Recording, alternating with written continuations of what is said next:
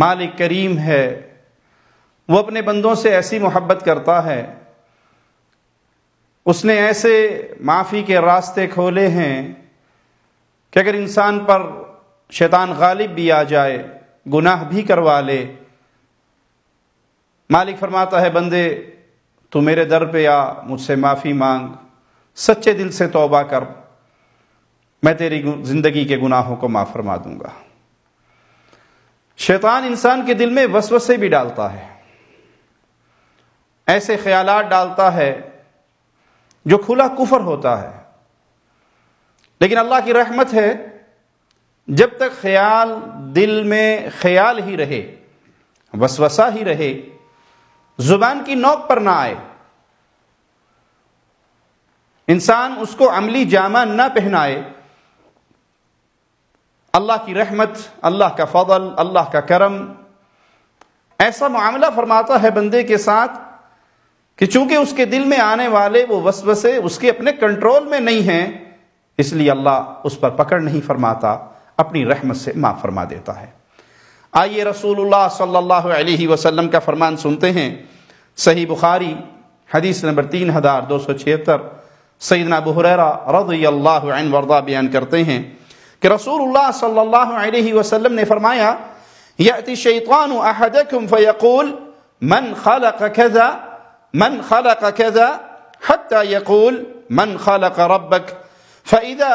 بلغه فلیستعذ باللہ وَلْيَنْتَهِ۔ شیطان آتا ہے انسان کے دل میں وسوسے ڈالتا ہے، اس چیز کو کس نے پیدا کیا، اس چیز کا خالق کون ہے؟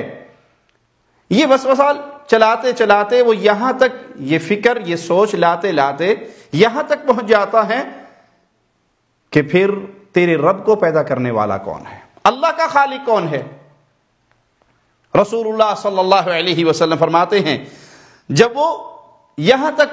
سوچ لے آئے تو انسان کو اللہ کی پناہ میں آنا چاہیے اور اپنے خیالات کو چھوڑ دینا چاہیے، دھتکار دینا چاہیے، اعوذ باللہ من الشیطان الرجیم، یہ الفاظ کہیں اور اپنے دل سے اس خیال کو دھتکار دیں، ترک کر دیں، اپنی سوچ کو بدل لیں۔ تو شیطان وسوسے ڈال سکتا ہے، دلوں میں وسوسے ڈالتا ہے، لیکن وہ وسوسہ اگر دل کے خیال تک ہی محدود رہے تو انسان فوراً اعوذ باللہ کہے، اللہ کی پناہ میں آئے اور اس خیال کو ترک کر دے، تو اس دل میں آنے والے خیال کی وجہ سے وہ گنہگار نہیں ہوگا۔ صحیح مسلم حدیث نمبر 134 سیدنا ابو ہریرہ سے روایت ہے کہ رسول اللہ صلی اللہ علیہ وسلم نے فرمایا، لا يزال الناس يتساءلون حتى يقال هذا خلق اللہ الخلق فمن خلق اللہ۔ لوگ ہمیشہ ایک دوسرے سے بے فائدہ فضول سوال کرتے رہیں گے، یہاں تک کہ یہ سوال بھی ہوگا کہ یہ ساری چیزیں تو اللہ کی مخلوق ہے، اللہ نے ان کو پیدا کیا ہے، تو پھر اللہ کو کس نے پیدا کیا؟ فمن وجد من ذلك شيئا فليقل آمنت باللہ۔ جس کے دل میں یہ خیال پیدا ہونے لگ جائے، جس کی سوچ یہاں تک ہو جائے، تو وہ فوراً اپنے ایمان کی تجدید کرتے ہوئے کہے آمنت باللہ، میں اللہ پر ایمان لے آیا۔ ان خیالات کو دھتکار دے،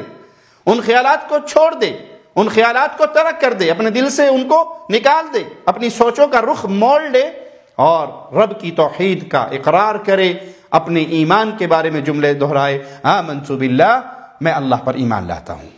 صحیح مسلم حدیث نمبر 132 سیدنا ابو ہریرہ رضی اللہ عنہ وارضہ بیان کرتے ہیں کہ نبی کریم صلی اللہ علیہ وسلم کے پاس کچھ صحابہ حاضر ہوئے اور انہوں نے آپ سے پوچھا کہ وہ اپنے دلوں میں کچھ ایسی چیزیں محسوس کرتے ہیں، ایسے خیالات آتے ہیں ان کے دل میں، ایسی باتیں آتی ہیں کہ ہم ان خیالات کو اپنی زبان کی نوک پر لانے کے بارے میں اگر سوچے تو یہ بہت بڑا گناہ ہوگا، ہم اسے انتہائی سنگین جانتے ہیں کہ ان خیالات کو الفاظ کا لباس پہنایا جائے۔ آپ نے پوچھا او قد وجدتمو، کیا تم واقعی اپنے دل میں ایسی باتیں محسوس کرتے ہو؟ انہوں نے کہا جی ہاں۔ آپ نے فرمایا ذاک صریح الایمان، یہی تو صریح ایمان ہے، یہ ایمان کی نشانی ہے۔ ان خیالات کا آنا ایمان کی نشانی نہیں ہے، اس سوچ کا کہ اگر ان خیالات کو ہم نے زبان پر لے کر آئے، تو یہ بہت سنگین ہوگا۔ یہ ایمان کا ریئیکشن ہے۔ آپ کے اوپر اٹیک ہوا شیطان کی طرف سے، غلط خیالات اللہ کے بارے میں، کتاب اللہ کے بارے میں، آخرت کے بارے میں، دین کے بارے میں آئے، لیکن اندر سے آواز آئی کہ نہیں، یہ گناہ ہے، یہ کفر ہے، یہ شیطانی سوچ ہے۔ یہ جو اندر سے جواب آیا ہے، یہ جواب ایمان کی نشانی ہے کہ انسان ان خیالات کے آنے پر کانپ جاتا ہے، دھسکار دیتا ہے، شیطان کی طرف سے ان سوچوں کو سمجھتا ہے، اس کو اپنی زبان کی نوک پہ نہیں لاتا، الفاظ کا جامہ نہیں پہناتا، عمل کر کے نہیں دکھاتا ان باتوں پر، ان خیالات پر، ان وسوسوں پر۔ یہ جو اندر سے پھر جواب اس کے خلاف آتا ہے، یہی ایمان ہے۔ سیدہ عائشہ رضی اللہ تعالی عنہ بیان کرتی ہیں، اور یہ روایت مسند احمد میں 24,752 نمبر، پیارے نبی کے صحابہ عرض کر رہے ہیں، اے اللہ کے نبی، ہمارے دل میں ایسے خیال پیدا ہوتے ہیں کہ ہم اگر ان کو زبان کی نوک پر لائیں تو اتنا سنگین جانتے ہیں کہ آسمان پر چڑھ کر اگر کوئی چھلانگ مار دے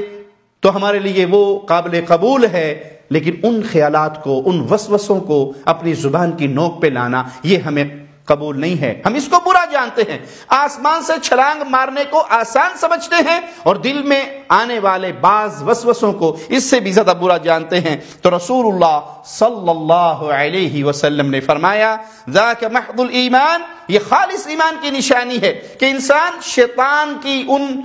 پلاننگ کو فیل کرے، ان سوچوں کو رد کرے اور کہے کہ نہیں، یہ غلط ہے، یہ کفر ہے، یہ تو بہت سنگین بات ہے جو دل میں میرے وسوسہ آیا ہے۔ تو شیطان صرف وسوسہ ہی ڈال سکتا ہے، اور مومن اپنے ایمان کی قوت سے، اپنے رب کی رحمت سے اور اپنے ایمان کی قوت سے ان وسوسوں کو دفع کرتا ہے۔ سیدہ عائشہ رضی اللہ تعالی عنہ کی طرح سیدنا عبداللہ ابن عباس سے بھی جو روایت نقل ہوئی، اس میں بھی یہی ہے کہ اللہ کے نبی صلی اللہ علیہ وسلم نے فرمایا، اللہ اکبر، اللہ اکبر، اللہ اکبر، الحمدللہ الذی رد کیدہ الی الوسوسہ۔ اللہ سب سے بڑا ہے، اللہ سب سے بڑا ہے، اللہ سب سے بڑا ہے۔ اللہ کا شکر ہے، ساری تعریفیں اللہ کی ہیں کہ اللہ نے شیطان کے مکر و فریب کو صرف وسوسوں تک محدود کر دیا۔ یہ کچھ نہیں کر سکتا، یہ دل میں سوچ ڈال سکتا ہے، وسوسہ ڈال سکتا ہے، خیال ڈال سکتا ہے، اور مومن کے دل میں جب کوئی غلط خیال آتا ہے اور فوراً کہتے ہیں اعوذ باللہ من الشیطان الرجیم، وہ مالک کی پناہ میں آ جاتا ہے اس کے مکر و فریب سے، تو وہ خیالات جو وسوسوں تک محدود رہتے ہیں، جب تک زبان کے الفاظ نہ بنے یا عملی طور پہ انسان اس پہ عمل کر کے نہ دکھائے، تب تک وہ اللہ کی رحمت سے، اللہ کے فضل سے ان گناہوں سے محفوظ رہتا ہے۔ صحیح بخاری حدیث نمبر 5269، ابو ہریرہ روایت کرتے ہیں کہ رسول اللہ صلی اللہ علیہ وسلم نے فرمایا، ان اللہ تجاوز لامتی ما حدثت به انفسها ما لم يتكلموا او يعملوا به۔ یہ رب کی رحمت، یہ رب کا فضل، یہ رب کا کرم کتنا ہے اپنے مومن بندوں پر